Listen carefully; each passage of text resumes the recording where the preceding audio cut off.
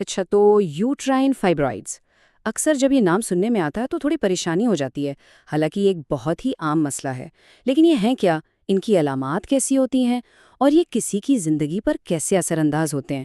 چلیں آج ان تمام سوالوں کے جوابات کو بالکل آسان الفاظ میں سمجھتے ہیں۔ تو ہمارا یہ سفر 5 حصوں میں ہوگا۔ سب سے پہلے تو ہم یہ جانیں گے کہ فائبرائڈز اصل میں ہوتے کیا ہیں، پھر دیکھیں گے کہ ہمارا جسم ہمیں کیا اشارے دیتا ہے، اس کے بعد تشخیص اور علاج کے کیا آپشنز ہوتے ہیں، اور آخر میں اس بہت اہم سوال پر بات کریں گے کہ اس کا فیملی پلاننگ پر کیا اثر پڑ سکتا ہے۔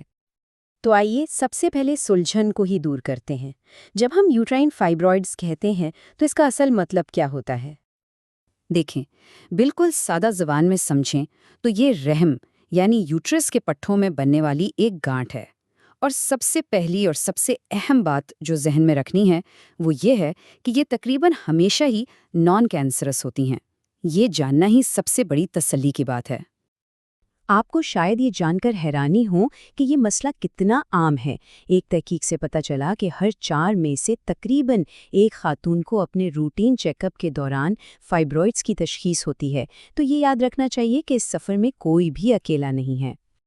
تو اب سوال یہ پیدا ہوتا ہے کہ اس کی علامات کو کیسے پہچانا جائے؟ یہ کسی بھی شخص کے لیے اپنی صحت کے سفر کا پہلا اور سب سے اہم قدم ہوتا ہے۔ سب سے پہلی اور سب سے عام علامت جو اکثر خواتین کو ڈاکٹر کے پاس لے جاتی ہے وہ ہے ماہواری کے دوران بہت زیادہ خون کا بہاؤ۔ ہوتا یہ ہے کہ فائبرائڈز رحم کی اندرونی سطح پر اثر ڈال سکتے ہیں، جس کی وجہ سے یہ علامت ظاہر ہوتی ہے، اور اس پر توجہ دینا بہت ضروری ہے۔ اس کے علاوہ ماہواری کے دوران شدید درد اور پیٹ کے نچلے حصے میں ایک مستقل بھاری پن کا احساس بھی ہو سکتا ہے۔ ذرا سوچیں کہ جیسے جیسے یہ فائبرائڈ بڑھتا ہے یہ اپنے آس پاس کے اعضاء پر دباؤ ڈالتا ہے۔ اگر یہ مثانے پر دباؤ ڈالے تو بار بار پیشاب کی حاجت ہوتی ہے، اور اگر یہ آنتوں پر دباؤ ڈالے تو قبض کی شکایت ہو سکتی ہے۔ کچھ کیسز میں یہ مینوپاز کے بعد بلیڈنگ کا سبب بھی بن سکتا ہے۔ تو جب یہ علامات ظاہر ہوتی ہیں تو ڈاکٹر اس بات کی تصدیق کیسے کرتے ہیں کہ وجہ فائبرائڈز ہی ہیں؟ اچھی بات یہ ہے کہ اس کا طریقہ کار کافی سیدھا اور منظم ہے۔ یہ عمل عام طور پر 3 آسان مرحلوں میں ہوتا ہے۔ سب سے پہلے ڈاکٹر ایک جسمانی معائنے سے رحم کے سائز میں کسی غیر معمولی تبدیلی کو محسوس کرتے ہیں۔ اس کے بعد ایک الٹرا ساؤنڈ کیا جاتا ہے جو ایک تصویر کی طرح دکھاتا ہے کہ فائبرائڈز موجود ہیں یا نہیں، اور اگر ہیں تو کتنے، کہاں اور کس سائز کے ہیں۔ اور اگر علاج کی منصوبہ بندی کے لیے مزید گہرائی میں دیکھنے کی ضرورت ہو تو MRI سے ایک مکمل اور تفصیلی تصویر مل جاتی ہے۔ ایک بار تشخیص ہو جائے تو اگلا سوال ہوتا ہے اب کیا؟ یہاں یہ سمجھنا بہت ضروری ہے کہ تشخیص کا مطلب ہمیشہ فوری علاج نہیں ہوتا۔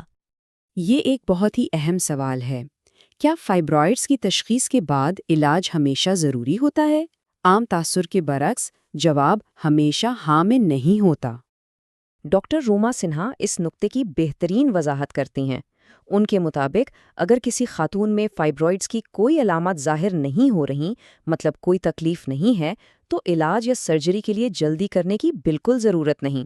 اسے انتظار کرو اور دیکھو کا طریقہ کہتے ہیں، اور یہ اکثر بہترین حکمت عملی ہوتی ہے۔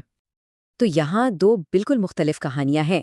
ایک طرف وہ فائبرائڈز ہیں جو خاموشی سے موجود رہتے ہیں، کوئی تکلیف نہیں دیتے، اور ان کا پتہ بھی اتفاقاً کسی اور وجہ سے چلتا ہے۔ ان کے لیے اکثر کچھ بھی کرنے کی ضرورت نہیں ہوتی۔ لیکن دوسری طرف وہ فائبرائڈز ہیں جو روزمرہ کی زندگی میں خلل ڈالتے ہیں، شدید درد، بلیڈنگ اور دوسرے مسائل پیدا کرتے ہیں۔ یہاں علاج کا مقصد ان علامات کو قابو میں لانا ہوتا ہے تاکہ زندگی واپس پٹری پر آ سکے۔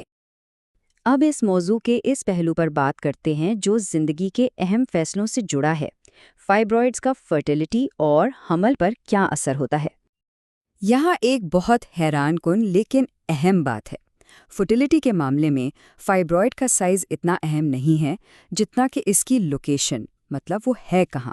اگر فائبرائڈ رحم کی اندرونی تہہ میں ہے جہاں بچے نے نشو نما پانی ہے تو یہ مسئلہ بن سکتا ہے، لیکن اگر وہ رحم کی بیرونی دیوار پر ہے تو چاہے اس کا سائز بڑا بھی ہو سکتا ہے کہ وہ فرٹیلٹی پر اثر انداز ہی نہ ہو۔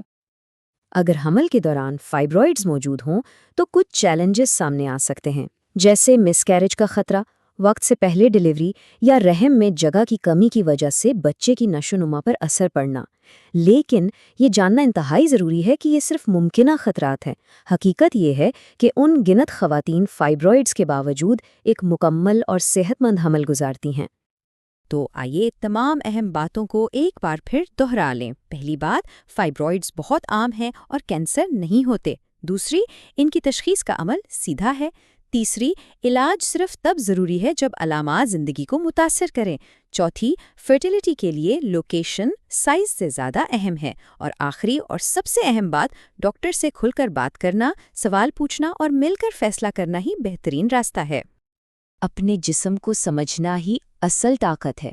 اس معلومات کی روشنی میں اگلا قدم کیا ہونا چاہیے؟